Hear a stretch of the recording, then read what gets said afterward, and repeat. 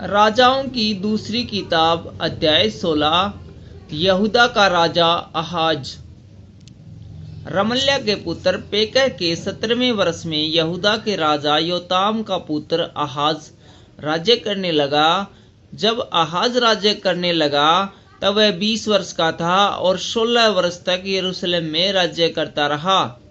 उसने अपने मूल पुरुष दाऊद का सा काम नहीं किया जो उसके परमेश्वर यहोवा की दृष्टि में ठीक था, परंतु वह इजराइल के राजाओं की सी चाल चला, वरन उन जातियों के घिनौने कामों के अनुसार जिन्हें यहोवा ने इजराइलियों के सामने से देश में से निकाल दिया था।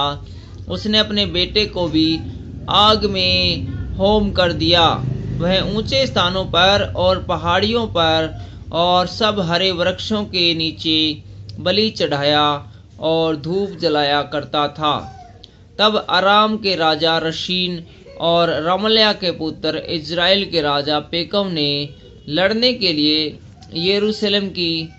यरूशलेम पर चढ़ाई की और उन्होंने आहाज को घेर लिया, परंतु युद्ध करके उनसे कुछ बन न पड़ा।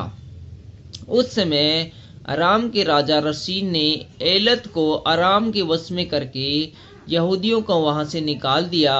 तब अरामी लोग एतल को गए और आज के दिन तक वहां रहते हैं। अतः आहाज ने दूत भेजकर अश्शूर के राजा तिग्लत-पिलेसेर के पास कहला भेजा, मुझे अपना दास वरन बेटा जानकर चढ़ाई कर और मुझे अराम के राजा और इजराइल के राजा के हाथ से बचा जो मेरे विरुद्ध उठे हैं।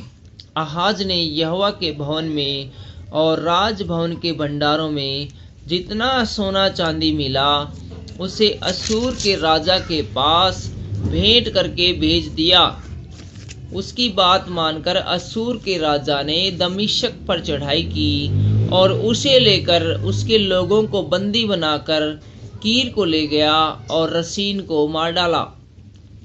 तब राजा आहाज अश्शूर के राजा तिग्लत-पिलेसेर से भेंट करने के लिए दमिश्क को गया और वहां की वेदी देखकर उसकी सब बनावट के अनुसार उसका नक्शा उरिय्याह याजक के पास नमूने के रूप में भेज दिया, ठीक इसी नमूने के अनुसार जिसे राजा आहाज ने दमिश्क से भेजा था।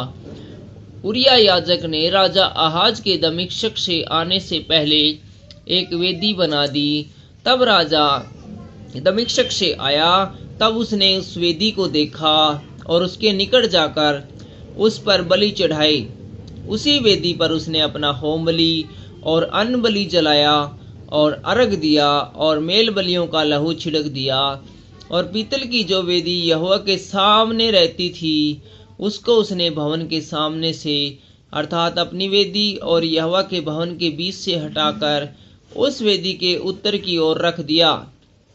तब राजा आहाज ने उरिय्याह याजक को यह आज्ञा दी, भोर के होम बलि और सांझ के अन्न बलि, राजा के होम बलि और उसके अन्न बलि, सब साधारण लोगों के होम बलि और अर्घ बड़ी वेदी पर चढ़ाया कर और होम बलियों और मेल बलियों का सब लहू उस पर छिड़क और पीतल की वेदी को मैं यहोवा से पूछने के लिए प्रयोग करूंगा।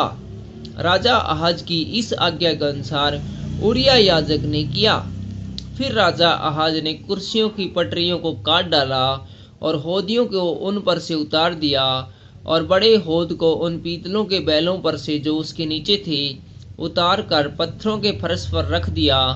विश्राम के दिन के लिए जो छाया हुआ स्थान भवन में बना था और राजा के बाहरी प्रवेश द्वार को उसने अश्शूर के राजा के कारण यहोवा के भवन से अलग कर दिया।